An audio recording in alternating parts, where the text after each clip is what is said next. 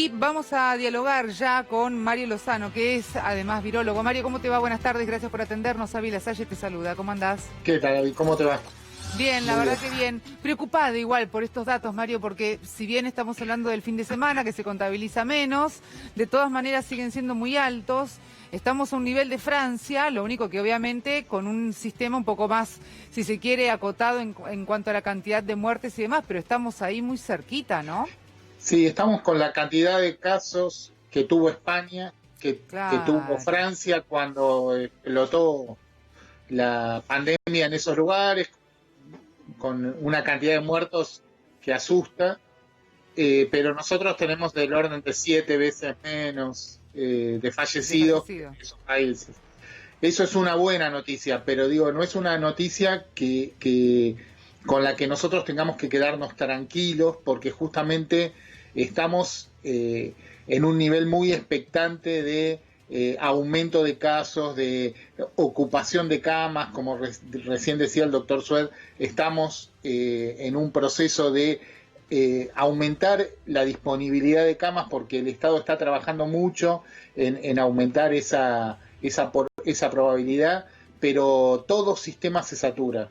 Les pasó a los países centrales, le pasa a Estados Unidos, le pasa en muchos de sus estados, le pasa a los países europeos. Nosotros también, si no podemos controlar la cantidad de casos, vamos a terminar en saturación. Y eso es una precaución que debemos tener, que deberíamos tomar en cuenta todos los ciudadanos y cuidarnos, ¿no? Cuidarnos y cuidar a los demás. Sí, por supuesto. Ahora hemos dado cuenta hace un ratito nada más de una de las noticias que podría revolucionar en este punto al cuidado de COVID, que tiene que ver con una vacuna que Rusia ya estaría habilitada para empezar a poner en los humanos a partir del 12 de agosto. O sea, ahora, pero no se sabe cuál fue el proceso, ¿no? Si estuvo en las fases, si ya se probó, de hecho, si se usó placebo, si también la solución de la vacuna. ¿Esto es factible porque la producción sería en septiembre? Bueno, lo que yo he leído de esta vacuna Sí, rusa es que fue probada en miembros del ejército ruso, que no tenemos datos del tipo de ensayo ni la cantidad de claro. personas sobre la que fue probada. Entiendo que el gobierno ruso va a liberar una vacuna solo si tiene las condiciones de seguridad, pero también leí, digo, para poner algún paño frío sobre la noticia, también leí que todavía no habían terminado la fase clínica 3, que es la que debe culminar el proceso de elaboración de una vacuna. Quizás la estén terminando de analizar ahora, lo desconozco, pero al mismo tiempo la cantidad de producción que ellos esperaban de acá a fin de año es relativamente pequeña, digamos. Estaban hablando de a lo sumo 1 millón de dosis, poder disponer antes de fin de año, con lo que eso no alcanza obviamente para Rusia, ni para Argentina, ni siquiera para nosotros.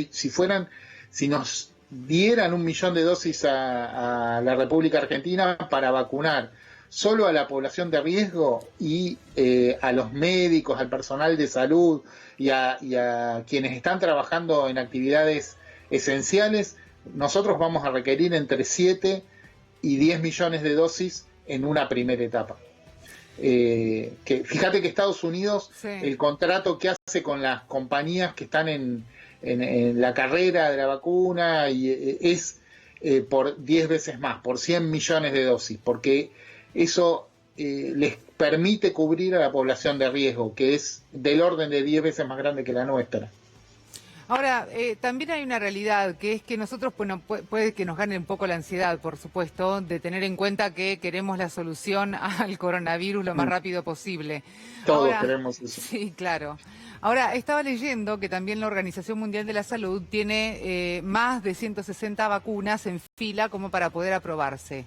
Pero tan solo de esas 160, 30 están en la fase 3, que es esta prueba que se hace en personas y que ya podría estar terminándose la prueba, diríamos, hasta fines de este año. Pero siempre estamos hablando fines de este año, principios del que viene, ¿verdad? Sí, las compañías que más avanzadas están y el Estado chino, que está muy avanzado también. Bueno, la compañía CanSino, que es del Estado chino y es una de las que está avanzada, han dicho que son capaces de producir cientos de millones de dosis a partir de principios del 2021.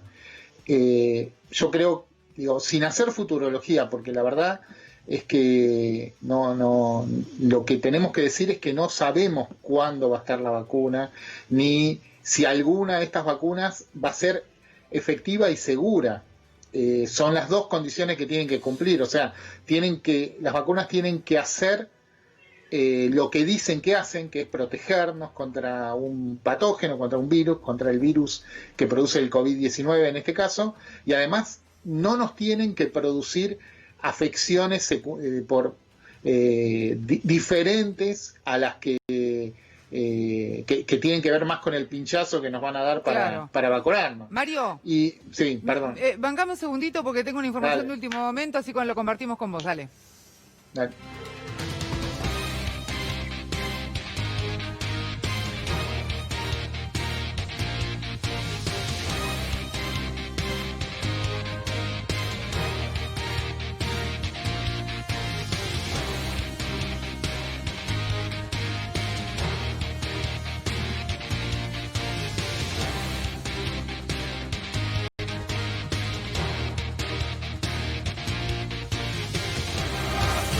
Y vamos directamente con el hilo de Twitter que hace Nicolás Kreplak.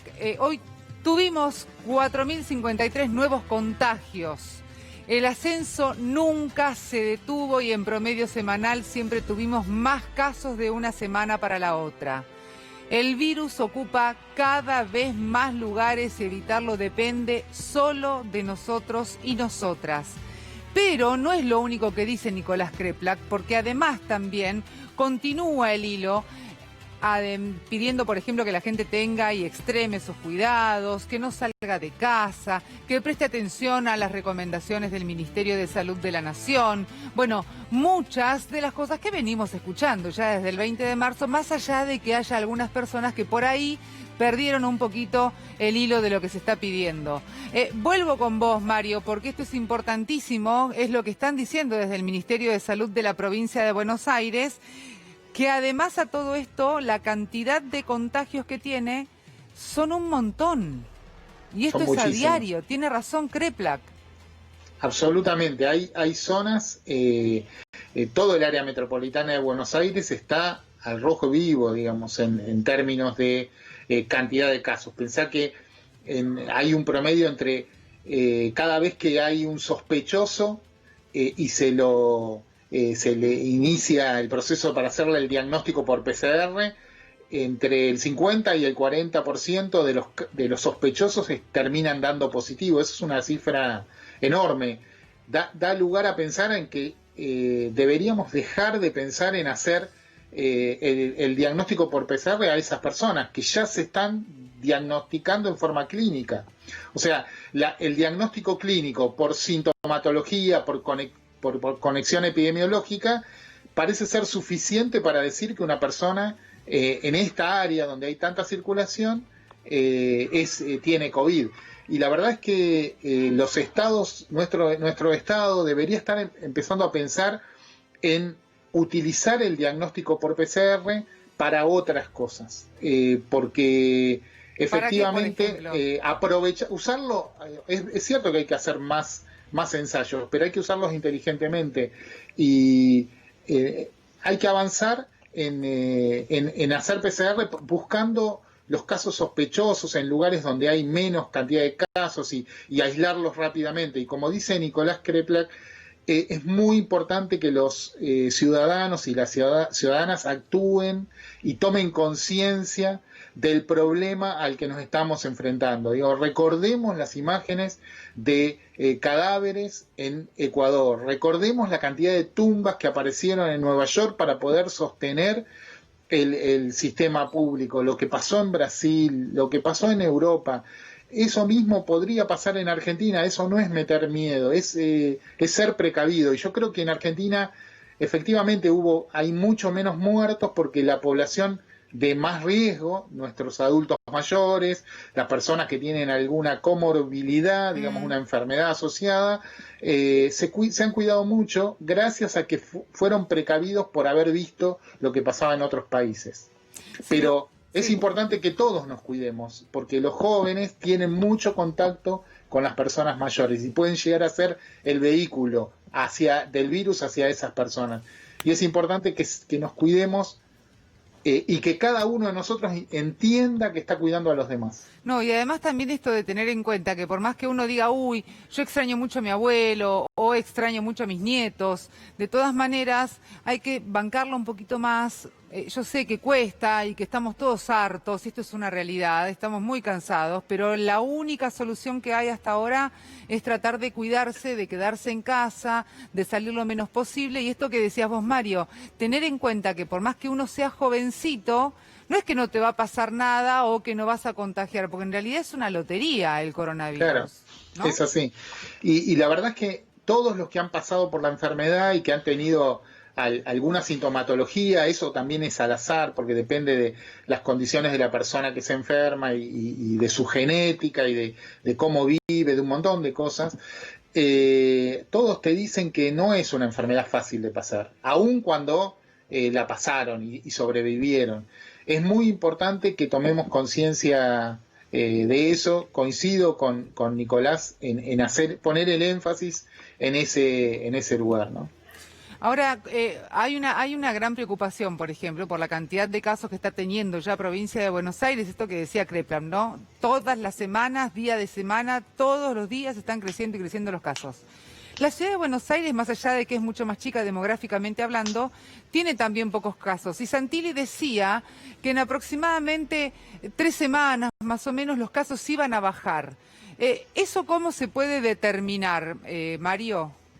Bueno, yo creo que es la esperanza que tienen quienes gobiernan la ciudad de Buenos Aires. Yo no veo esa situación todavía. No parece haber una inmunidad tan grande en la ciudad de Buenos Aires como para disminuir la circulación del virus. Digamos, si están pensando en que hay una inmunidad de rebaño y que con esa inmunidad de un 20% de la población alcanza para disminuir, no parece ser el caso. Yo creo sabemos pocas cosas de esta pandemia porque es un virus que afectó por primera vez a un ser humano hace 7 meses.